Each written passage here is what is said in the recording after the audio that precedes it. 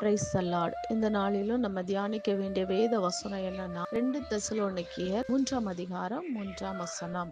கர்த்தரோ உண்மையுள்ளவர், அவர் உங்களை ஸ்திரப்படுத்தி தீமையிலிருந்து விலக்கி காத்து கொள்ளுவார். ஆமென். வேத வசனத்தை பாருங்க. கர்த்தர் உண்மை உள்ளவராய் இருக்கிறபடியால் அவர் நம்மை ஸ்திரப்படுத்துவார்னு சொல்லி இருக்கிறதுங்க.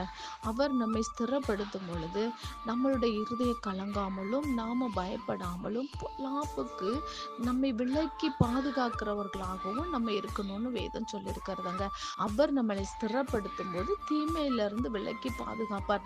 தீமை நம்மளை அணுகாதபடி, தீமை நம்மை மேற்கொள்ளாதபடி, பொல்லாப்பு நம்மளை விட்டு விலகி போகும்படியாய் தேவன் நம்மளை பாதுகாப்பார்னு இந்த வசனம் சொல்லுதுங்க. கர்த்தருடைய வேதத்துக்கு பயந்து அவருடைய வேதத்திலே நடக்கிற உத்தம மார்க்கத்தார் பாக்கியவான்கள் என்று வேதம் சொல்லி இருக்கிறது.